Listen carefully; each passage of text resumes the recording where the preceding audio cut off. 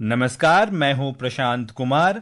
लेकर आया हूं खेलों की दुनिया का एक ऐसा सफर जिसमें जुनून भी है और जानकारी भी। तो श्रोताओं, आप सभी का स्वागत है आपके अपने प्रोग्राम स्पोर्ट्स कैन में। आज के अंक में तमाम खेल खबरों पर विस्तार से चर्चा के लिए हमारे साथ स्टूडियो में मौजूद हैं वरिष्ठ खेल विशेषज्ञ मनोज जोशी। मनोज जी, स्पोर्ट्स कैन कार्यक्रम में आपका स्वागत है। धन्यवाद।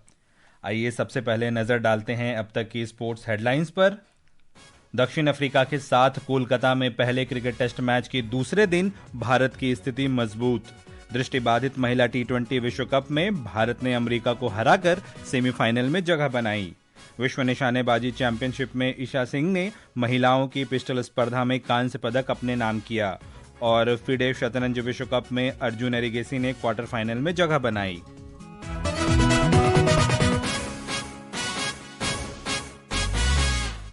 चर्चा की शुरुआत करेंगे हम क्रिकेट से। भारत और दक्षिण अफ्रीका के बीच पहले टेस्ट मैच के दूसरे दिन का खेल समाप्त होने तक दक्षिण अफ्रीका ने 7 विकेट पर 93 रन बना लिए हैं। इससे पहले बल्लेबाजी करते हुए पहली पारी में भारतीय टीम ने 189 रन बनाए। आइए सुनते हैं आज के दिन का हाल। केएल राहुल और वाशिंगटन सुंदर ने दूसरे दिन सधी शुरुआत करते हुए दूसरे विकेट के लिए 57 रन जोड़े। राहुल ने सर्वाधिक 39 रन की पारी खेली। पारी के दौरान राहुल ने टेस्ट मैच में 4000 रन का आंकड़ा भी पार कर लिया। उप कप्तान ऋषभ पंत ने भी 24 गेंद पर 2 छक्कों की मदद से 27 रन बनाए। ऋषभ पंत ने पारी के दौरान वीरेंद्र सहवाग को पीछे छोड़ते हुए टेस्ट करियर में भारत की ओर से सर्वाधिक छक्के लगाने का रिकॉर्ड भी बनाया। भारत को पहली पारी में केवल 30 रन की बढ़त मिली है। पूरी टीम 189 रन पर ही सिमट गई। भारतीय कप्तान शुभमन गिल गर्दन में तकलीफ के कारण रिटायर्ड हर्ट हो गए। दूसरी पारी में बल्लेबाजी करने उतरी दक्षिण अफ्रीका की टीम ने केवल 18 रन के स्कोर पर अपना पहला विकेट गंवा दिया। दिन का खेल समाप्त होने तक दक्षिण अफ्रीका ने 7 विकेट पर 93 रन बना लिए थे। कप्तान टेम्बा बभूमा 29 रन बनाकर क्रीज पर हैं। भारत की ओर से रविंद्र जडेजा ने सर्वाधिक 4 विकेट लिए। जडेजा भारतीय सरजमी पर 250 विकेट हासिल करने वाले चौथे खिलाड़ी बन गए हैं। कुलदीप यादव ने 2 और अक्षर पटेल ने 1 विकेट लिया। मुकेश कुमार, स्पोर्ट्स कैन। मनोज जी, इस मुकाबले में तो लगता है कि जितने भी रिकॉर्ड्स थे सब भारतीय खिलाड़ियों ने हासिल किए। केएल राहुल ने 4000 प्लस रन बना लिए। रविंद्र जडेजा ने भी 4000 रन से ज्यादा स्कोर कर लिया। और ऋषभ पंत ने भी सबसे ज्यादा छक्के लगाने के कारनामे को अपने नाम कर लिया, वीरेंद्र सहवाग को छोड़ते हुए। जी हाँ, बिल्कुल। रिकॉर्ड तो देखिए जी बनते ही टूटने के लिए हैं और भारतीय खिलाड़ियों ने वाकई अपना जज्बा दिखाया है। निश्चित तौर पर एक बड़ी मुश्किल पिच पर, एक ऐसी पिच पर जब आप कीर्तिमान बनाते हैं तो आपका मनोबल बढ़ता है। अब आप देखिए कि जहां 2 दिन में 27 विकेट गिर गए हों, जहां केएल राहुल के रूप में जो हाईएस्ट स्कोरर है वो 39 रन है, महज उनके 39 रन तो इस मैच के सर्वाधिक स्कोरर हैं वो। और इसके अलावा 4 स्पिनर्स, मैंने तो कभी नहीं सुना भाई ईडन गार्डन के मैदान पे 4 स्पिनर को टीम उतारती हो। तेज गेंदबाजों के लिए जाना जाता है ये मैदान। लेकिन यहां सब कुछ देखिए बहुत ही उम्मीद के बहुत ही विपरीत हुआ। पिच एक तरफ से बिल्कुल स्ट्रेट थी और दूसरी तरफ से पिच देखें तो उसमें स्पिन भी था, शार्प टर्न था, उछाल था और उछाल से आज कई विकेट भी गिरे। जैसे आज आप वियान मुल्डर का विकेट देखें, टोनी डी जॉर्जी का विकेट देखें, और वो भी कोई तेज गेंदबाजों के उछाल पर नहीं। तेज गेंदबाजों के उछाल पर निश्चित तौर पर ऋषभ पंत जरूर आउट हुए, लेकिन ये तो जडेजा के शिकार बने हैं। तो इसका मतलब है कि यहाँ विकेट को समझना, विकेट के हिसाब से चलना, स्ट्रेटेजी बनाना बहुत महत्वपूर्ण है। लेकिन बहुत ज्यादा टिकना वो भी बहुत आत्मघाती है, क्योंकि ये विकेट ऐसा है कि यहां पर आप कमजोर गेंद का इंतजार कीजिए और उसको मत बख्शिए, उस पर रन बनाइए। यही एक सही रणनीति है इस मैदान पर। और बिल्कुल जैसे आपने बताया कि एक एंड से कोई भी टर्न या बाउंस मिल नहीं रहा था और दूसरा एंड से ऐसा लग रहा था कि खेलना ही मुश्किल है।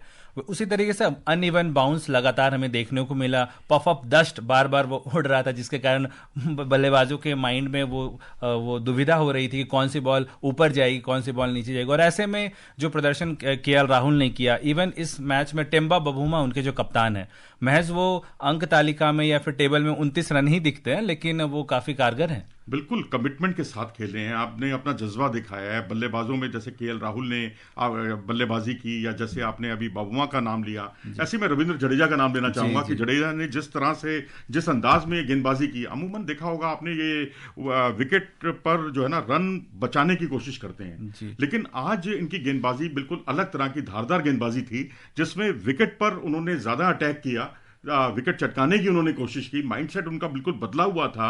और इसके अलावा एक ही जगह पर जो गेंद डालने का जो जज्बा होता है टेस्ट क्रिकेट में, टेम्परामेंट का उन्होंने बहुत अच्छा परिचय दिया। और कुछ एक मौकों पर जरूर ऐसा देखने को मिला कि बल्लेबाज के हिसाब से उन्होंने अपनी लेंथ में बदलाव किए हैं, लेकिन अमूमन उनका एक ही जगह पर, एक ही स्पॉट पर, एक ही लेंथ और एक ही दिशा पर वो गेंदबाजी करते रहे। इसी का उन्हें पारितोषिक मिला और बल्लेबाज को उन्होंने बैकफुट पर ज्यादा खिलाया और ये भी उनके लिए बहुत बड़ा परेशानी का सबब बना साउथ अफ्रीका के लिए। जी, और एक तरफ जिस तरीके का पिच है उसमें जैसे आपने बताया कि केएल राहुल सर्वाधिक 39 रन बनाए उन्होंने, ऐसे में जो बल्लेबाज जो विस्फोटक बल्लेबाजी करते जैसे ऋषभ पंत, ऐसे में साउथ अफ्रीका ने डेवल ब्रेविस को मिस किया होगा क्योंकि वो उसी लय में खेलते हैं। बिल्कुल ब्रेविस को मिस किया होगा, मुथुसामी को नहीं खिलाया, मुझे तो ये भी बड़ा आश्चर्य हुआ, जो कि पाकिस्तान में बहुत उम्दा प्रदर्शन करके लौटे हैं। लेकिन फिर भी वहां पर मैं समझता हूं कि उनकी स्पिन बॉलिंग बहुत अच्छी है। स्कोर अभी 93 पर 7 है और अगर ये कहीं लक्ष्य 120-125 तक पहुंच गया तो यकीनन भारत को भी पापड़ बेलने पड़ सकते हैं इस मैच में। वो बात दूसरी है कि अब 7 विकेट गिर गए हैं तो आप काफी राहत महसूस कर रहे हैं, लेकिन यही अगर 4 विकेट या 5 विकेट गिरे होते, कोई रिकॉग्नाइज बल्लेबाज वहां पर क्रीज एक जोड़ी टिकी हुई होती, तो इस पिच पर वाकई 125 से 150 रन बनाना बहुत टेढ़ी खीर है, बहुत मुश्किल काम है। जी, और क्रिकेट से अब हम चलते हैं महिला क्रिकेट की ओर। दृष्टिबाधित महिला T20 विश्व कप में भारतीय टीम ने अमेरिका को 10 विकेट से हराकर सेमीफाइनल में जगह बना ली है। पहले बल्लेबाजी करते हुए अमेरिका की टीम 20 ओवर में 8 विकेट के नुकसान पर सिर्फ 60 रन ही बना सकी। भारत ने चौथे ओवर में ही ये लक्ष्य हासिल कर लिया। भारत की ओर से सिमरनजीत कौर को 12 गेंद पर नाबाद 31 रन बनाने के लिए प्लेयर ऑफ द मैच चुना गया।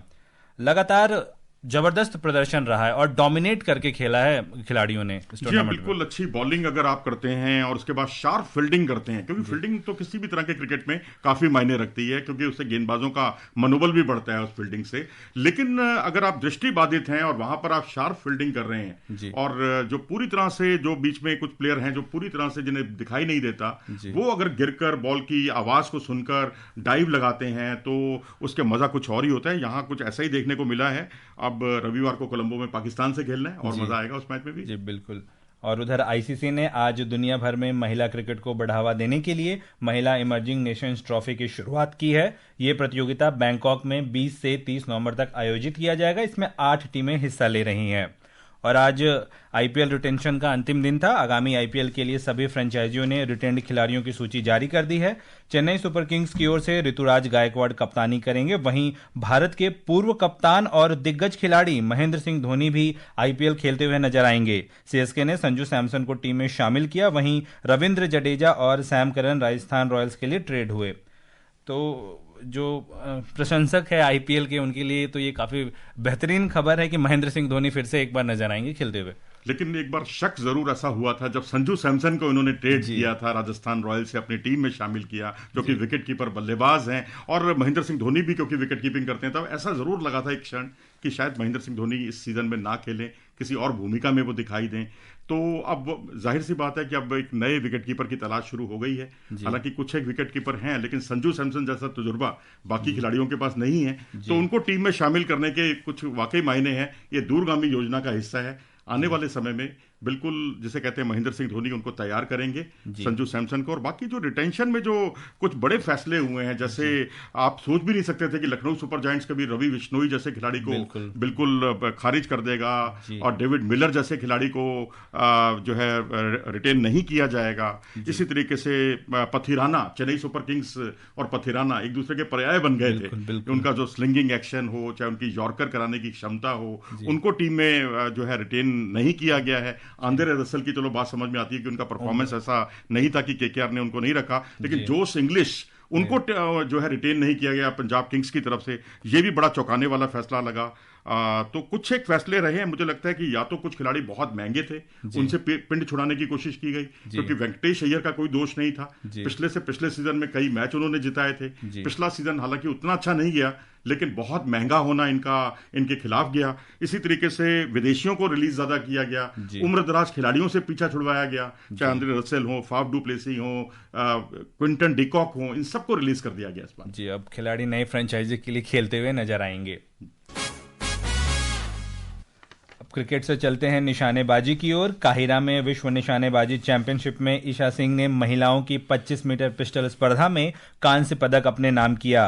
भारत कुल मिलाकर 3 स्वर्ण, 5 रजत और 4 कांस्य पदकों के साथ तालिका में तीसरे स्थान पर है, जबकि चीन 10 स्वर्ण पदकों के साथ पहले और कोरिया 6 स्वर्ण पदकों के साथ दूसरे स्थान पर है।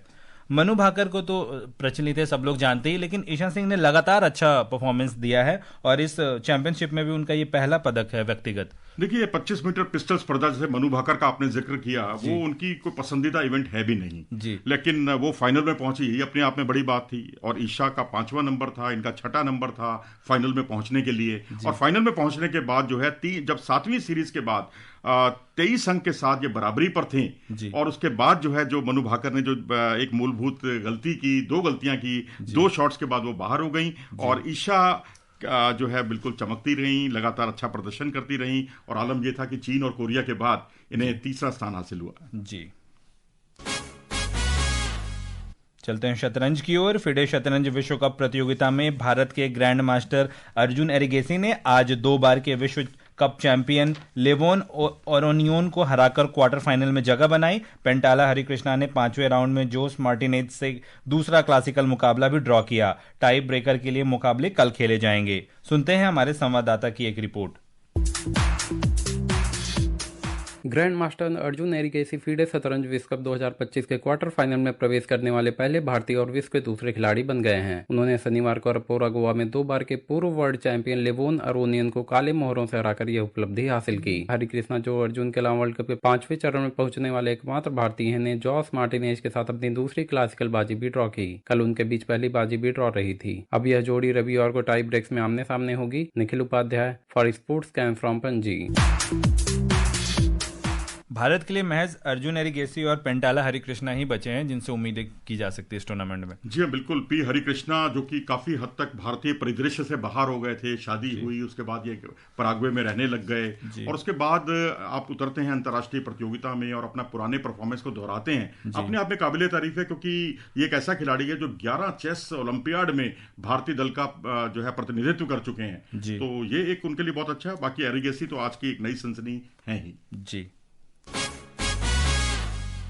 शतरंज से चलेंगे बैडमिंटन कोर्ट की ओर। कुमामोतो मास्टर्स जापान बैडमिंटन प्रतियोगिता में केंता निशिमोतो ने सेमीफाइनल मुकाबले में लक्ष्य सेन को हराया। इससे पहले कल लक्ष्य सेन ने पूर्व चैंपियन सिंगापुर के लोह किन यू को 21-13, 21-17 से शिकस्त दी थी। इस टूर्नामेंट में हालांकि अच्छा प्रदर्शन रहा है लक्ष्य का, लेकिन अमूमन हम ये देखते हैं कि वो बड़े खिलाड़ियों को ऐसे प्रतियोगिताओं में पराजित करते हैं, लेकिन वो कभी कप जीत नहीं पाते हैं। बिल्कुल सही कहा आपने, क्योंकि इंडोनेशियाई ओपन में भी हमने देखा, वहां भी ये इसी निशिमोतो से हारे थे, यहाँ भी यहाँ पराजित हुए।